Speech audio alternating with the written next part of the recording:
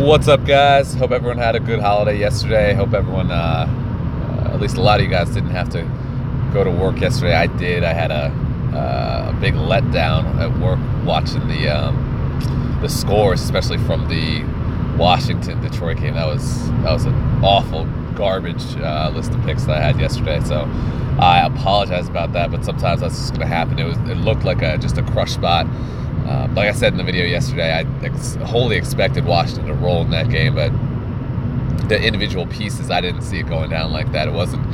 I was just watching the scores. If someone had watched the game yesterday, that Washington-Detroit game, let me know in the comments what happened, because it was just awful looking at it from a fantasy perspective, even though I am a Wizards fan. But anyways, 4-game slate going on today. Before I get into it, always appreciate the subscribers and the thumbs up and the alerts and everything like that. If you do want some more money to throw into your DraftKings or FanDuel account, or if you want to set up a new one and you don't have one or the other, click the link in the description. Get you some funds to get a bankroll going on one of those sites. So going into the slate tonight, only 4 games. It's not, if you know me, I don't particularly like these small slates, but play it anyways, just because I am a DFS degenerate. So getting into it, I got a lot of the games over-unders similar. There's nothing that really stands out. That Sacramento-Toronto game looks like a blowout. It was the blowout the last time they played in Sacramento. Toronto just blew them out the water. If Kawhi plays tonight, which they are on the front end of a back-to-back, so I'm not sure that he's going to play, especially in a game where they don't really need him. So he might sit. Him sitting would make it a much more competitive game. If he does play, I'll probably just stay away from a lot of the pieces in that game. There are a couple pieces that I like, but the other 3 games are going to be more competitive.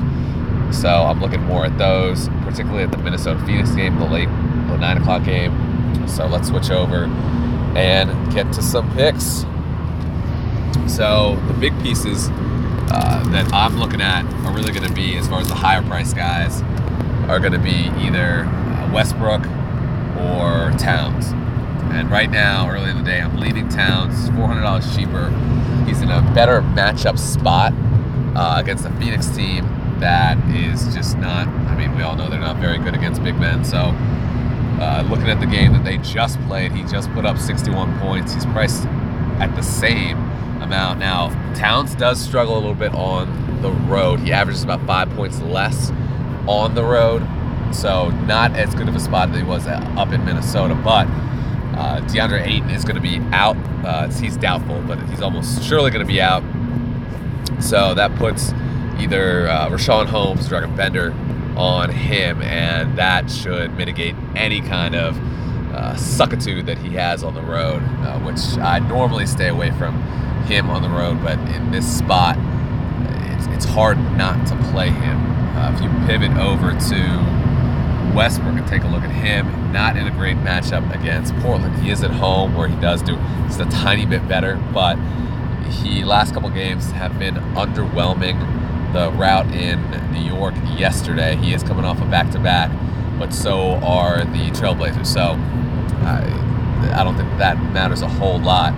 But he is, it's Russ, and he can always put up 70, 80 on his upside night. So he would be the other kind of pivot play as far as getting one of those higher price guys in. So right now, though, I am leaning on Towns here. Next, we're going to be looking, just like I mentioned in the just now, about Phoenix. So like I said, Ayton going to be most likely out tonight. And let's just make sure. No, yeah, they haven't called it yet, but not expected to play. So that means Rashawn Holmes is next up. He is questionable. Let's see if I can find him. But I expect him to play in this one. Missed the last game on Sunday, but it looks like he's going to play. I love him as a player. When he gets minutes, he normally does well. Let's look at his game log. So the last couple, obviously he was hurt a little bit in that Charlotte game, But when he gets minutes, like you see the 19 minutes in Indy, 18 against Denver, 28 in Dallas, he gets points. So he has the opportunity to come in, and on a value like that at 4,100, love it. So the other pivot, if he is out at $100 cheaper, is going to be Dragon Bender. Bender had 30 points. I think he had a double-double, right? 12 and 10 in 29 minutes. So he has the opportunity to put up points at that 4K threshold as well. So if Holmes is out, then I like him. Just plug and play. Next, in a great matchup, I'll take Holmes out and move him to the power forward spot so we can fit in another center in DeAndre Jordan. So Jordan,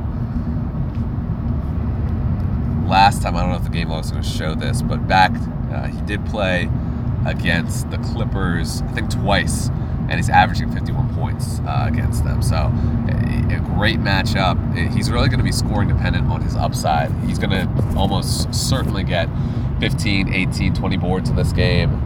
You know, Gortat, Harrell, they can't match up against him, but his upside is going to be come from on his putbacks, on his alley-oops, essentially on his scoring. So if he gets 15, 18 points, he's going to have a solid 50-point night. So let's go out, and we got one more on the slate, and we're going to go to one of two guys at this position. Actually, one of three guys that you can choose from. I like TJ Warren to go a little lower, a little bit of value. Last time he played,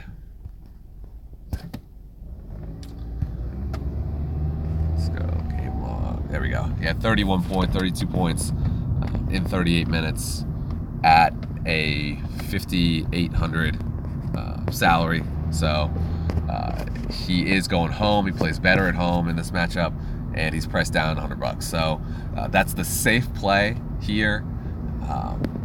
The other couple moves that you could go to, one would be Doncic. So Luka Doncic has been playing really well in the absence of, without Dennis Smith Jr. Dennis Smith Jr. is supposed to be coming back. It's a possibility that he comes back tonight. If he's out, I love Luka here in this matchup against the Clippers, but I don't love him quite so much if Smith is in. And the other play will be Harris. So with Gallinari out, he's gotten a lot more usage, and at 8K, he's hit value, cash value in the game against Golden State, hit way over GPP value in the game against San Antonio. And this game is supposed to be close, which helps his point value as well. It's just a good play here as kind of another way to go. I mean, you could absolutely fit 2, even 3 of those guys in if you're looking at that. So that's what it's looking like right now. I'm sure we're going to get a couple other pieces of injury news as well going on in the day, but as of 9 o'clock in the morning, that's what I got. If you have any comments, questions, put them in the comments section. Definitely follow me on Twitter and Instagram at the DFS Picks, and I will see you guys later.